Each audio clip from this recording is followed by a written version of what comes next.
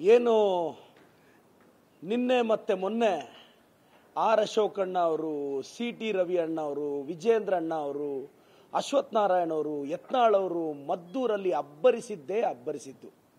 ಏನು ಹಿಂದೂ ಧರ್ಮದ ಬಗ್ಗೆ ಇವ್ರಿಗೆ ಮಾತ್ರ ಪ್ರೀತಿ ಇರಂಗೆ. ಯತ್ನಾಳ್ ಅವರೇ, ಆರ್ ಅಶೋಕ್ ಅಣ್ಣ ಅವರೇ, ಸಿ ಟಿ ರವಿ ಅವರೇ, 2024 ನಾವು ಹಿಂದೂ ರಿಲಿಜಿಯಸ್ ಬಿಲ್ ಅಂತ ಒಂದು ಪಾಸ್ ಮಾಡಿದ್ವಿ. ಆ ಬಿಲ್ ಓದ್ಕೊಂಡಿದ್ದೀರಾ ಸರ್? ಹಿಂದೂ ರಿಲಿಜಿಯಸ್ ಬಿಲ್ಲಲ್ಲಿ 1 ಕೋಟಿಗೂ ಆದಾಯ ಹೆಚ್ಚಿರೋ ಟೆಂಪಲ್ಸಿಂದ ಒಂದಷ್ಟು ರೆವಿನ್ಯೂ ಕಲೆಕ್ಟ್ ಮಾಡಿ ಅದನ್ನು ಕಾಮನ್ ಪೂಲ್ ಫಂಡ್ ಅಂತ ಒಂದು ಫಂಡ್ ಮಾಡಿದ್ದೀವಿ. ಆ ಕಾಮನ್ ಪೂಲ್ ಫಂಡನ್ನ ಏನಕ್ಕೆ ಬಳಸ್ತೀವಿ ಗೊತ್ತಾ? ಕರ್ನಾಟಕದಲ್ಲಿ 66,232 ಹಿಂದೂ ಟೆಂಪಲ್ಸ್ ಇದೆ. 66,232 ಹಿಂದೂ ಟೆಂಪಲ್ಸ್ ಇದೆ. ಅದರಲ್ಲಿ 33,000 ಮುಜರಾಯಿ ಟೆಂಪಲ್ಸ್ ಇದೆ. 50,000 ಜನ ಅರ್ಚಕರಿದ್ದಾರೆ. ನಾವು ಆ ಕಾಮನ್ ಪೂಲ್ ಫಂಡ್ ಅಲ್ಲಿ ಬರೋ ದುಡ್ಡಿಂದ ಅರ್ಚಕರ ಮಕ್ಕಳ ವಿದ್ಯಾಭ್ಯಾಸಕ್ಕೆ, ಅರ್ಚಕರಿಗೆ ಮನೆ ಬೇಕು ಅಂದ್ರೆ ಕಟ್ಕೊಡಕ್ಕೆ, ಅವರ ಆರೋಗ್ಯಕ್ಕೆ ಬಳಸ್ತಾ ಇದ್ದೀವಿ.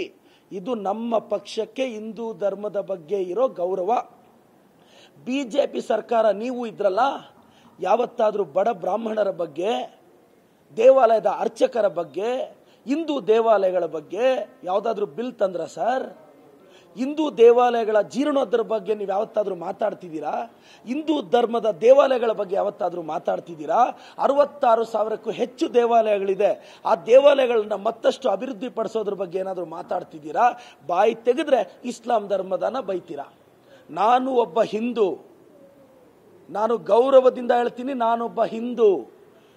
ನನ್ನ ಧರ್ಮದ ಬಗ್ಗೆ ನಿಮಗಿಂತ ಜಾಸ್ತಿ ನನಗೆ ಗೌರವ ಇದೆ.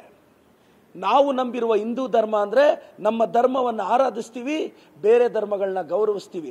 ಇವತ್ತು ನೀವು ಬೇರೆ ಧರ್ಮಗಳನ್ನ ಬಾಯಿಗೆ ಬಂದಂಗೆ ಬೈತಿದ್ರೆ, ಅವರು ನಮ್ಮ ಧರ್ಮವನ್ನ ಬೈಯಕ್ಕೆ ಸ್ಟಾರ್ಟ್ ಮಾಡಿದ್ರೆ, ನಾನು ಒಬ್ಬ ಹಿಂದೂ ಧರ್ಮದವನಾಗಿ ನಮಗೂ ನೋವಾಗುತ್ತೆ.